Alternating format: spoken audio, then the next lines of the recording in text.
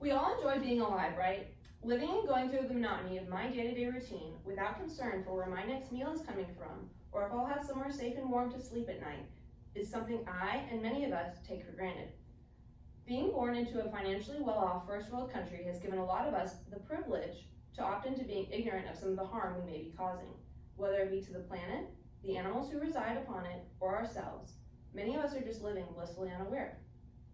I am here to tell you how you can negate some of that harm. I'm a vegetarian, and today I will encourage you to lower your animal consumption by discussing how the effects of human consumption of animal products has negative implications for the environment, your own personal health, and the animals themselves. So one of our most important jobs as residents of this earth is to ensure that we take care of it for ourselves, for future generations, and for all the other creatures who inhabit it. So how can we do that? We're all aware of the current situation our planet is in. The climate's changing.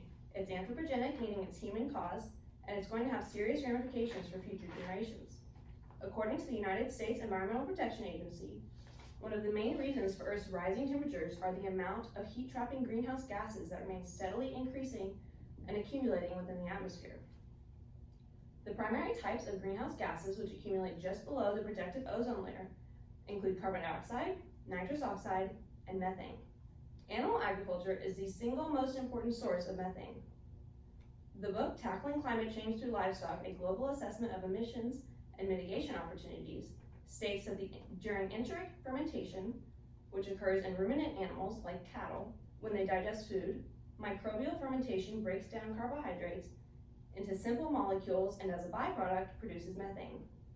Methane is also released from anaerobic decomposition of organic material such as manure, which is produced in excess in animal agriculture. Excessive methane production is not the only greenhouse gas livestock emit. In the same book previously mentioned, conservative estimates state that livestock is responsible for at least 15% of all anthropogenic greenhouse gas emissions. Carbon dioxide emissions are also very high, specifically among beef cattle. Beef cattle produces roughly 4 times the amount of carbon dioxide than that of swine or poultry. Lessening the amount of meat or animal products you consume, specifically those which come from cattle who produce the most harm, lessens the demand for meat or animal production, and ultimately lessens your carbon footprint. Okay, so maybe you don't care so much about the environmental impacts of animal consumption, but what about the effect it can have on your own health?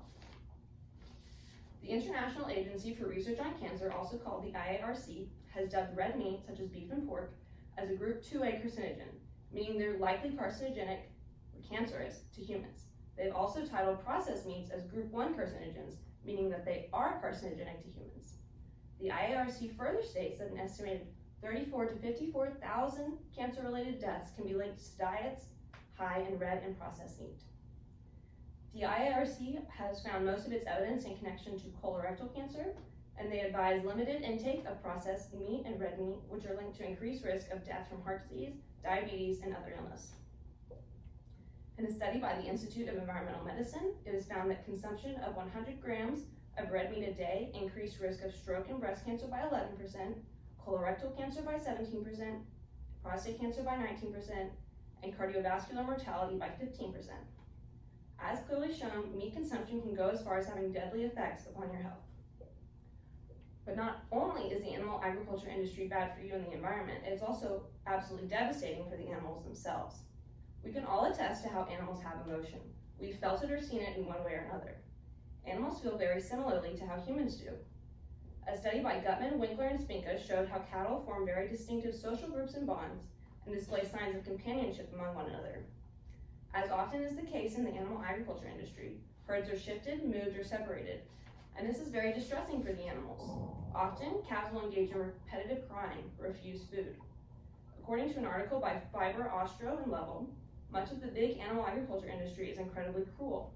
Intelligent animals like cattle and swine are mistreated and abused for their entire lives before their inevitable and precocious death. As seen, animal consumption is bad for many reasons. Consuming animal products affects your health, it affects the planet, and for me at least, it affects my morals.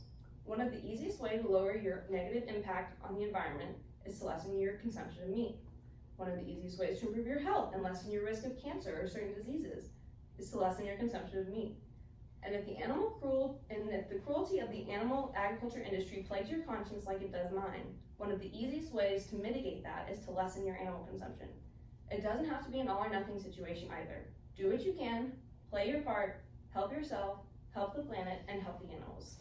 Thank you.